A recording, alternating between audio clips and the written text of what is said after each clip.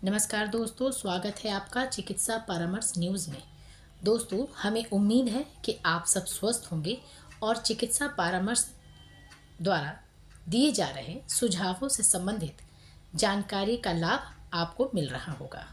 चिकित्सा परामर्श का प्रयास है कि स्वास्थ्य से जुड़ी हर बीमारी के प्रति आपको जागरूक कर सके, ताकि आप बीमारी से घबराए नहीं बल्कि जड़ से बीमारी को ख़त्म कर सकें। दोस्तों, किसी भी बीमारी को जड़ से ख़त्म करने के लिए सही समय पर उचित इलाज की ज़रूरत पड़ती है।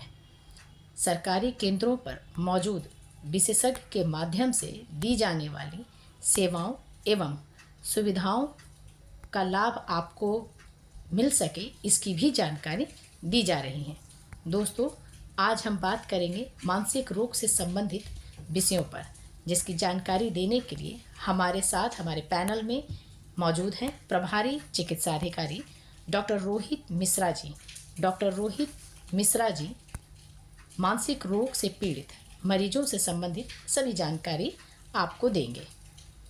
दोस्तों, मानसिक रोग से संबंधित और कुछ जानना चाहते हैं तो अपने सवालों को लिखें और भेजें। हम उन सारे सवालों का जवाब विशेषज्ञ के माध्यम से आपको जरूर देंगे। धन्यवाद। रोहित मिश्रा, प्रभारी चिकित्सा अधिकारी। आज हम लोग मानसिक स्वास्थ्य के बारे में कुछ सामान्य जानकारी साझा करने के लिए आज रूबरू हैं। मानसिक स्वास्थ्य एक ऐसा विषय है जिस पे कि हमेशा से समाज में बातचीत करने में बाधाएं रही हैं। खुल के बातचीत नहीं कर पाता है कोई भी मरीज जो महसूस करता है कि वो मानसिक बीमारियों से पीड़ित है। सामान्यतः हम मानसिक बीमारियों को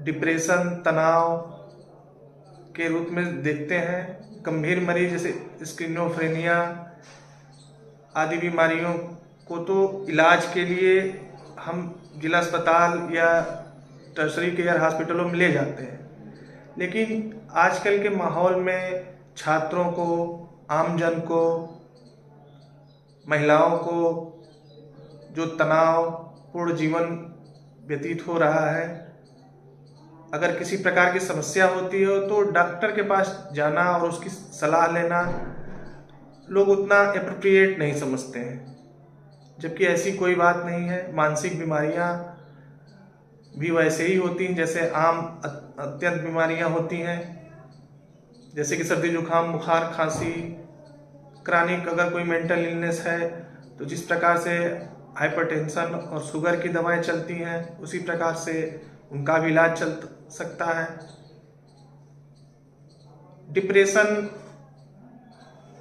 के अगर हम लक्षणों की बात करें तो कोई भी व्यक्ति, सामान्यतया ये माना जाता है कि कोई भी व्यक्ति अपने पूरे जीवन काल में 33% संभावना होती है कि कभी न कभी डिप्रेशन का शिकार होता है। डिप्रेशन एक सबसे अधिक पॉपुलेशन में पाई जाने वाली बीमारियों में से एक है। इसको किसी भी प्रकार से हल्के में नहीं लेना चाहिए। जब भी 2 हफ्ते या उससे अधिक समय तक सामान्य कामकाज करने में मन न लगे, जो काम पहले करने में आनंद की प्राप्ति होती थी वो काम करने में मन न लगे, लोगों से बातचीत करने में अनिच्छा हो, तो अवश्य डॉक्टर की सलाह लेनी चाहिए। इसमें समाज को भी आगे आने की ज़रूरत है। जिस प्रकार का एकाकी जीवन होता जा रहा है, न्यूक्लियर फैमिली होती जा रही है, शहरों के अतिरिक्त गाँव में भी ये सब चीज़ें जो है सामान्य तौर पे पाई जाने लगी हैं। हमारी ओपीडी में लगभग 1/3 मरीज कहीं न कहीं मानसिक बीमारी से ग्रसित आते हैं रहते हैं, जिनका लंबा इलाज चल रहा होता है, चाहे बीपी का या शुगर का या थायराइड का। एक ही दवा चलती है, 2 ही दवा चलती है, लेकिन साल भर, 2 साल, 3 साल, उससे इंसान कहीं न कहीं इस अवस्था में पहुंचने लगता है कि अब ये बीमारी लगता है मेरा पीछा नहीं छोड़ेगी, इसकी वजह से हमारा जीवन जो है अस्त व्यस्त हो रहा है, या घर में किसी नियर डियर वंस की डेथ हो जाती है, या जिम्मेदार व्यक्ति के साथ कुछ अनहोनी होती है, तो भी इस तरह के लक्षण सामान्यतया 2 दिन, 4 दिन, 5 दिन तक होते हैं। लेकिन हर व्यक्ति की अपनी अपनी कोप अप एबिलिटीज़ होती हैं किसी भी प्रकार के तनाव दबाव को सहन करने का, उससे निपटने का हर व्यक्ति की क्षमताएं अलग अलग होती हैं। एक सामान्य तरीके का परीक्षा के जैसे दबाव, एक उदाहरण के माध्यम से इसको हम समझते हैं। कुछ बच्चे उसको बड़े ही अच्छे ढंग से निपट लेते हैं और अच्छे प्रदर्शन करते हैं, अच्छा प्रदर्शन करते हैं। कुछ बच्चे जो है उस तनाव में इतना असहज महसूस करते हैं कि जो उनका सामान्य प्रदर्शन होता है उससे भी कम जो है उनका प्रदर्शन रहता है बड़े परीक्षाओं में। तो ये सब कहीं ना कहीं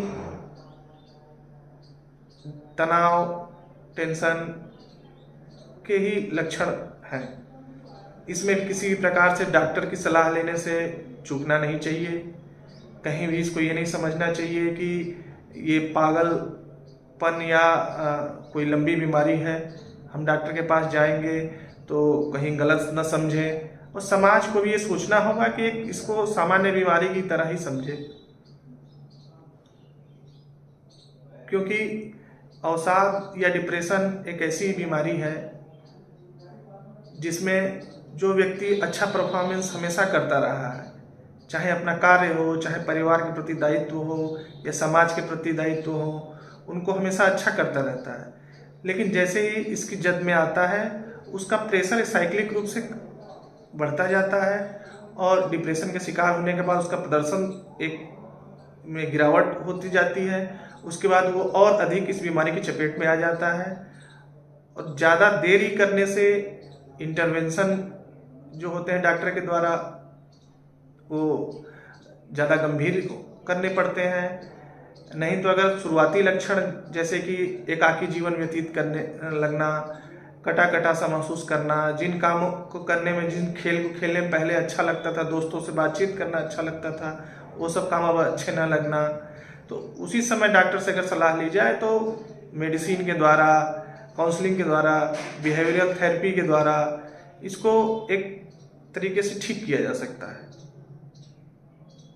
और कई बार अधिकतर केसेस में ऐसा होता है कि दवाएं 2, 4, 6 महीने चलने के बाद बंद हो जाती हैं। बहुत कम ही मरीज ऐसे होते हैं जो शुरुआती दौर में डॉक्टर से मिले और उनको लंबी दवा चलाने की जरूरत पड़े। हाँ, एक बात जरूरी है कि अगर डॉक्टर की सलाह से दवाएं शुरू की जाए तो बिना डॉक्टरी सलाह के उनको बंद न किया जाए। अगर लक्षण ठीक हो गए हैं तो बिना सलाह के बंद न किया जाए। जहाँ तक हमारी पब्लिक सेक्टर में, सरकारी अस्पतालों में सेवाओं का विषय है तो जिला अस्पताल स्तर पे मानसिक स्वास्थ्य हेतु एक अलग से विशेषज्ञ की नियुक्ति है। जिला अस्पताल में अलग से जो है इनका वार्ड बना हुआ है जहाँ गंभीर मरीजों को भर्ती करके उनका समुचित इलाज किया जाता है।